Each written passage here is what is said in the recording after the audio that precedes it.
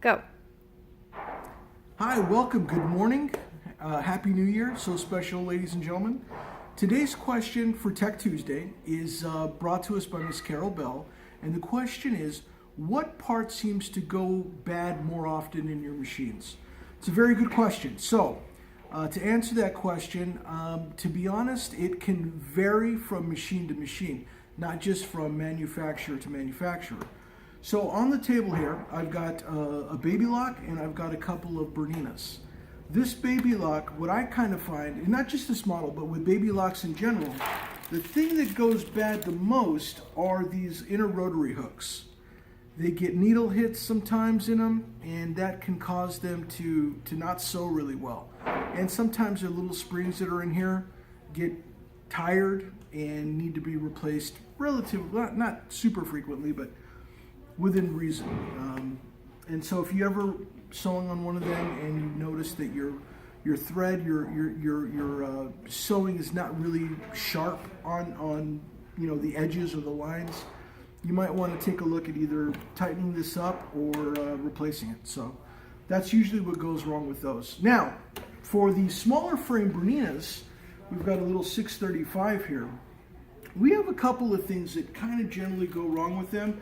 These little buttons, I'm not certain if you can see it because of this really pretty background here, but these buttons kind of protrude out a little bit, and here's kind of a new one in the bag, but these tend to kind of break on us every so often when we're either moving the machine or just for whatever reason. They've got a really small, and I don't know if you all can see this, but there's a little point that's just really, really small, and it's easy to break on those.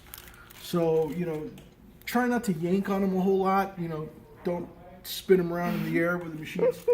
Anyway, joking, of course. Now, the other thing on these smaller frames that kind of go bad, and I don't know if you can see this really well, but that is a threader head for your automatic threader.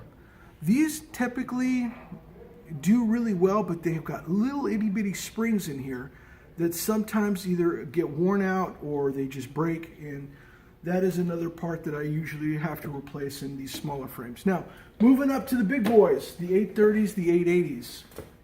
Again, we have the same kind of issue with the buttons. The buttons, they kind of stick out a little bit. Not like the Baby Locks. The Baby Locks are kind of, flush with the machine, so they don't really have as much problem. But here's an example of a button I just replaced. It too should have a little sharp little plastic point that it broke off. So it's no good. Once it's doing that, it can't move in your board. Another one we use to replace a lot, this is kind of an example. This is a barrel tensioner that's inside your 830 or 880 machines.